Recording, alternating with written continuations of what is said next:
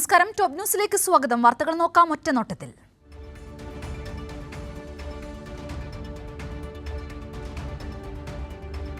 രാജ്യത്തിന് മാതൃകയായി കേരളം. സാമൂഹ്യ സൂചികയിലും കേരളം നമ്പർ 1. പൊതുസുരക്ഷ, ലിംഗസമത്വം, വൈവിധ്യം എന്നീ മേഖലകളിൽ കേരളം ഒന്നാമതെന്ന് സർവേ. ഇന്ത്യ ടുഡേ നടത്തിയ പ്രഥമ പെരുമാറ്റ സർവേയിലാണ് കേരളം ഒന്നാമതെത്തിയത്.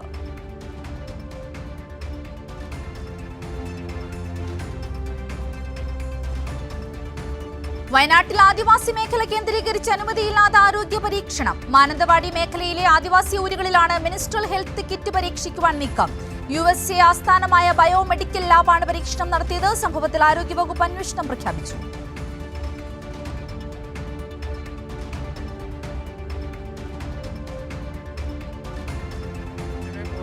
വയനാട് ടൗൺഷിപ്പിന് ഈ മാസം 27 വൈകുന്നേരം 4 മണിക്ക് തറക്കല്ലിടുമെന്ന് മന്ത്രി കെ രാജൻ.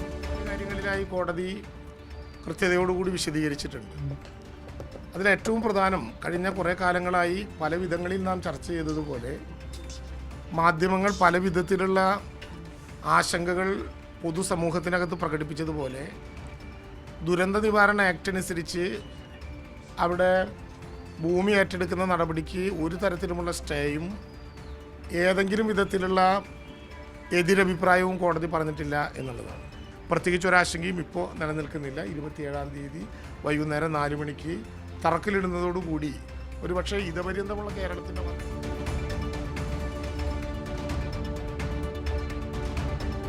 കടൽമണൽ ഖനനത്തിൽ സംസ്ഥാന സർക്കാരിന് വ്യക്തമായ നിലപാടുണ്ടെന്ന് മന്ത്രി M P Rajesh. 2002 offshore areas mineral development and regulation ആക്ടിൽ ഭേദഗതി വരുത്താൻ ഉദ്ദേശിക്കുന്ന വേളയിൽ തന്നെ, അഭിപ്രായ സ്വരൂപണ വേളയിൽ തന്നെ കടൽ ഖനനം സംബന്ധിച്ച സംസ്ഥാനത്തിന്റെ എതിർപ്പ് രേഖാമൂലം കേന്ദ്ര സർക്കാരിനെ അറിയിച്ചു. കേന്ദ്ര സർക്കാർ 11/1/2025 തീയതിയിൽ കൊച്ചിയിൽ സംഘടിപ്പിച്ച റോഡ് ഷോയിൽ കേന്ദ്ര മൈൻ സെക്രട്ടറി മുമ്പാകെ സംസ്ഥാനത്തിന്റെ നയപരമായിട്ടുള്ള നിലപാടും അതുപോലെ എതിർപ്പും ആശങ്കയും വ്യക്തമായി തന്നെ അറിയിക്കുകയും ഓഫ്ഷോർ മിനറൽ ഡ്രഡ്ജിംഗ് ഉയർത്താവുന്ന വിവിധ പാരിസ്ഥിതികവും സാമൂഹികവും സാമ്പത്തികവും എല്ലാമായിട്ടുള്ള വിഷയങ്ങളിൽ സംസ്ഥാനത്തിൻ്റെ താൽപ്പര്യങ്ങൾ സംരക്ഷിക്കുന്നതിനാവശ്യമായിട്ടുള്ള നടപടികൾ കേന്ദ്ര സർക്കാരിൻ്റെ ഭാഗത്തു നിന്ന് ഉണ്ടാവണമെന്ന് രേഖാമൂലം തന്നെ ആവശ്യപ്പെട്ടിട്ടുണ്ട്.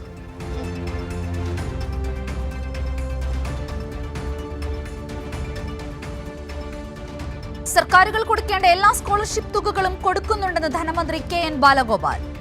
100 കോടി ഇന്നലെ അനുവദിച്ച വാർത്ത വന്നു.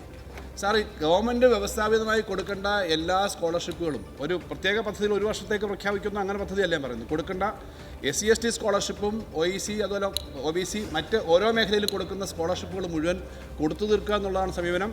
ഇപ്പോൾ കഴിഞ്ഞ ദിവസം ഇതിൻ്റെ ഇത്തരമൊരു സാഹചര്യത്തിൽ നമ്മൾ പണം കൊടുക്കുന്നില്ല എന്നൊരു ധാരണ വരുത്താൻ വേണ്ടിയിട്ടുള്ള ചില വാർത്തകൾ വരുന്നതാണ്. പക്ഷേ ഇങ്ങനെയുള്ള സ്കോളർഷിപ്പുകൾക്കും ഏറ്റവും സാധാരണക്കാരെ സഹായിക്കേണ്ട കാര്യങ്ങൾക്കും ഒരു കുറവും വരുത്തുന്ന കാര്യമില്ല. അതുകൊണ്ട് ഈ പണം മുഴുവൻ ഈ പറഞ്ഞ ഇത്തരം ചെറിയ ചെറിയ സ്കോളർഷിപ്പുകൾ ധാരാളമുണ്ട്, അതെല്ലാം കൊടുത്തു തീർക്കാൻ വേണ്ടിയുള്ള നടപടി സ്വീകരിച്ചിട്ടുണ്ട്. സാർ, ഇന്നലെയാണ് ഇന്നത്തെ പത്രത്തിൽ വന്നിട്ടുണ്ട്.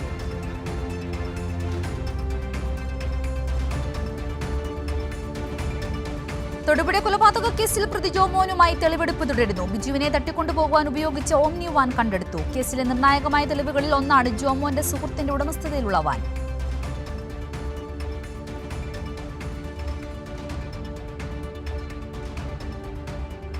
മലപ്പുറം എടപ്പാളിൽ ലഹരി സംഘം വടിവാൾ കാണിച്ച് ഭീഷണിപ്പെടുത്തി കൊണ്ടുപോയി മർദ്ദിച്ചതായി പരാതി. സംഭവത്തിൽ പ്രായപൂർത്തിയാവാത്ത ഒരാൾ ഉൾപ്പെടെ പൊന്നാനി സ്വദേശികളായ 3 പേർ പിടിയിൽ.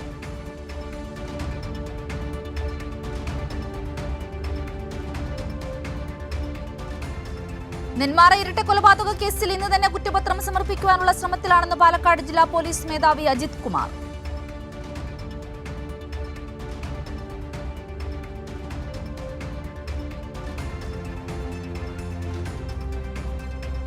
അണക്കെട്ടുകൾക്ക് സമീപത്തെ ബഫർ സോൺ വിഷയത്തിൽ പ്രതിപക്ഷത്തിന് അടിയന്തര പ്രമേയത്തിന് അനുമതിയില്ല. 26/12/2024 ഉത്തരവിന് നിലനിൽക്കില്ലെന്നും ജനങ്ങൾക്ക് ദ്രോഹമില്ലാത്തതും ഡാമുകളെ സംരക്ഷിക്കുന്നതുമായ നടപടി ഉണ്ടാകുമെന്നും മന്ത്രി റോഷി അഗസ്റ്റിൻ.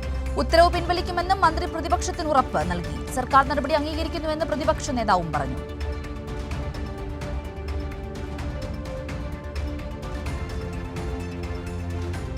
കൊച്ചി പെരുമ്പാവൂരിൽ ഹെറോയിനുമായി ഇതര സംസ്ഥാനക്കാരൻ പിടിയിൽ. അസം നവകോൺ സ്വദേശി സദുൽ ഇസ്ലാമാണ് പിടിയിലായത്.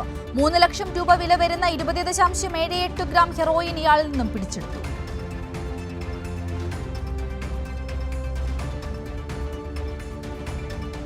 അലഹബാദ് ഹൈക്കോടതിയിൽ ഇന്നു മുതൽ അഭിഭാഷകരുടെ അനിശ്ചിതകാല പണിമുടക്ക്. പ്രതിഷേധം ആരോപണ വിധേയനായ ജഡ്ജി യശ്വന്ത് വർമ്മയെ അലഹബാദിലേക്ക് സ്ഥലം മാറ്റിയ സുപ്രീം കോടതി നടപടിക്കെതിരെ.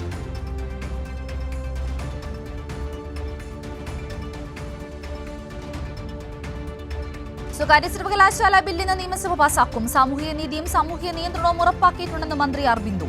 സർവകലാശാലകളെ സർക്കാരിന് നിയന്ത്രിക്കുവാൻ കഴിയുന്ന എല്ലാ വ്യവസ്ഥകളും ഉറപ്പാക്കിയിട്ടുണ്ടെന്നും മന്ത്രി.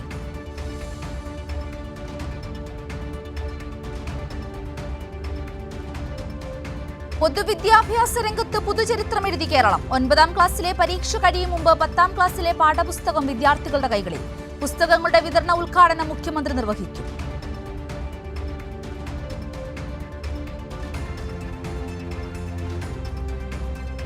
യാക്കോബായ സഭ കത്തോലിക്ക ബാവയായി ജോസഫ് മാർ ഗ്രിഗോറിയസ് ഇന്ന് സ്ഥാനമേൽക്കും. സ്ഥാനാരോഹണ ചടങ്ങുകൾ ബെയ്റൂട്ടിലെ സെന്റ് മേരീസ് പാത്രിയാർക്ക കത്തീഡ്രലിൽ.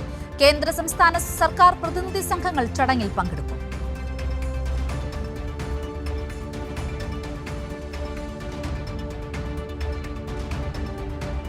കുടിയൊഴിപ്പിക്കൽ ഭീഷണിയിൽ കണ്ണൂർ കന്റോൺമെന്റിലെ കുടുംബങ്ങൾ. ഭൂമിയൊഴിയാൻ താമസക്കാർക്ക് പട്ടാളത്തിന്റെ നോട്ടീസ്. നടപടി പ്രതിഷേധാർഹമെന്നും കുടിയൊഴിപ്പിക്കൽ ഭീഷണി നേരിടുന്നവർക്ക് നിയമസഹായം നൽകുമെന്നും CPIM.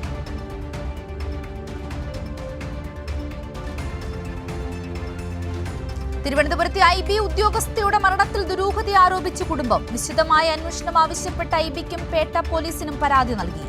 മേഘയ്ക്കും മറ്റു തരത്തിലുള്ള പ്രശ്നങ്ങൾ ഉണ്ടായിരുന്നതായി അറിയില്ലെന്നും ബന്ധുവിന്റെ പ്രതികരണം.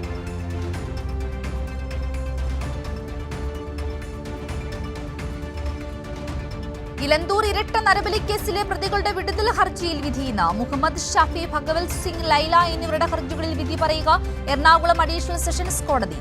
ഭീഷണിപ്പെടുത്തിയും ബലം പ്രയോഗിച്ചുമാണ് കുറ്റസമ്മത മൊഴിയെന്ന് പ്രതികളുടെ വാദം.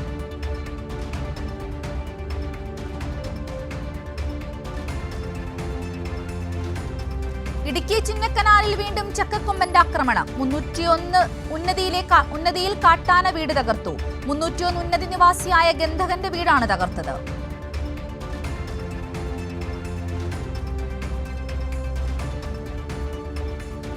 കോഴിക്കോട് ഈങ്ങാപ്പുഴ സ്വദേശിനി ഷിബില വധക്കേസിൽ പ്രതിയും ഭർത്താവുമായ യാസിന്റെ തെളിവെടുപ്പ് തുടരുന്നു. കൊലപാതകം നടന്ന ഷിബിലിയുടെ വീട്ടിലും ഭാര്യയെ കൊല്ലാൻ ഉപയോഗിച്ച കത്തി വാങ്ങിയ കൈതപ്പോയിലെ കടയിലും എത്തിച്ച് തെളിവെടുപ്പ് നടത്തും.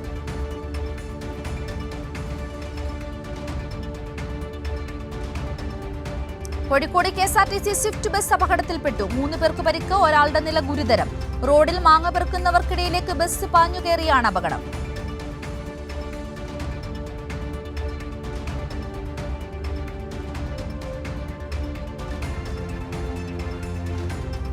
ഏറ്റുമാനൂരിൽ അമ്മയും മക്കളും ആത്മഹത്യ ചെയ്ത സംഭവത്തിൽ ഷൈനിയെ മരണത്തിലേക്ക് നയിച്ചത് നോബിയുടെ സമ്മർദ്ദമെന്ന് പോലീസ് റിപ്പോർട്ട്. ഭർത്തൃവീട്ടിലെ നേരിട്ടുള്ള പീഡനത്തിന് ശേഷവും നോബി പിന്തുടർന്ന് ശല്യപ്പെടുത്തി.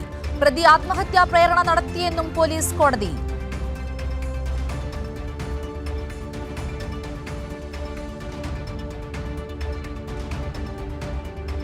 തമിഴ്നാട്ടിൽ കേന്ദ്ര സർക്കാരിനെതിരെ ആശാപ്രവർത്തകരുടെ പ്രതിഷേധം. ആശാപ്രവർത്തകരെ തൊഴിലാളികളായി കണക്കാക്കണമെന്നും 26,000 രൂപ മിനിമം വേതനം നൽകണമെന്നും ആവശ്യപ്പെട്ട് CITUവിന്റെ നേതൃത്വത്തിൽ ആശാപ്രവർത്തകരുടെ പ്രതിഷേധം സംഘടിപ്പിച്ചു.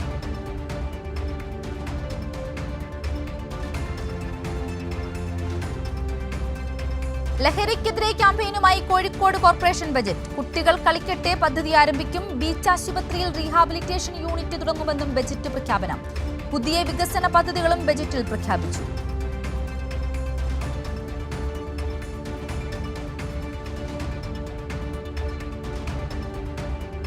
ലഹരിക്കെതിരായ പോരാട്ടത്തിൽ പണം വകയിരുത്തി കൊച്ചി കോർപ്പറേഷൻ ബജറ്റ്. വിവിധ പദ്ധതികൾക്കായി 50 ലക്ഷം രൂപ ബജറ്റിൽ വകയിരുത്തി.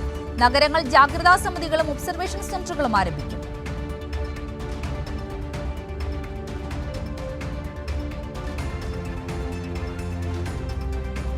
നിലമ്പൂർ പുന്നപ്പുഴയ്ക്ക് കുറുകെ നിർമ്മിച്ച മുട്ടിക്കടവ് പാലവും അപ്രോച്ച് റോഡും മന്ത്രി PA മുഹമ്മദ് റിയാസ് ഉദ്ഘാടനം ചെയ്തു. ബജറ്റിൽ ഉൾപ്പെടുത്തിയ 6.20 കോടി രൂപ ചെലവിലാണ് നിർമ്മാണം പൂർത്തിയാക്കിയത്.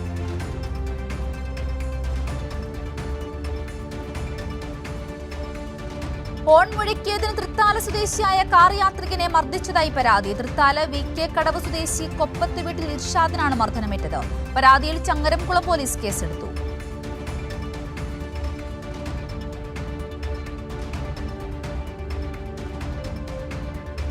പായലും മാലിന്യങ്ങളും നിറഞ്ഞ് ഉപയോഗശൂന്യമായി കിടന്ന മാവണ്ടിയൂർ കാനക്കുളം ശുചീകരിച്ച് CPM പ്രവർത്തകർ. എടയൂർ ലോക്കൽ കമ്മിറ്റിയുടെ നേതൃത്വത്തിലായിരുന്നു ശുചീകരണം.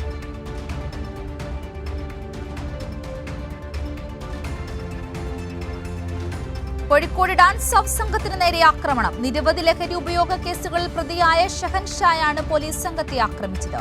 കോഴിക്കോട് ബീച്ച് ആശുപത്രി പരിസരത്ത് വെച്ചായിരുന്നു ആക്രമണം.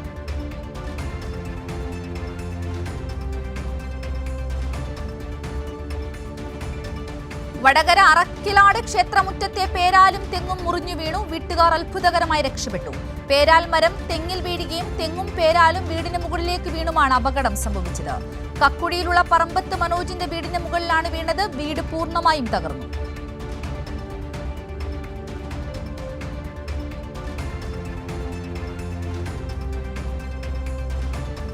എറണാകുളം വൈപ്പിൻ കാളമുക്കിൽ അനധികൃതമായി പ്രവർത്തിച്ച കടകൾ പൊളിച്ചു നീക്കുന്നു. ഹാർബർ വികസനത്തിന്റെ ഭാഗമായി ഏറ്റെടുത്ത സ്ഥലത്താണ് കടകൾ അനധികൃതമായി നിർമ്മിച്ചത്. ലൈസൻസ് ഇല്ലാത്ത 5 കടകളാണ് പൊളിച്ചു നീക്കിയത്.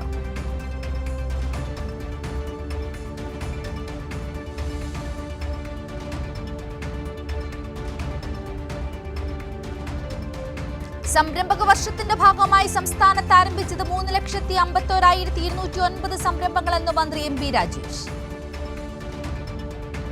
നിക്ഷേപവും 7,45,274 തൊഴിലുമാണ് സൃഷ്ടിക്കപ്പെട്ടിട്ടുള്ളത്.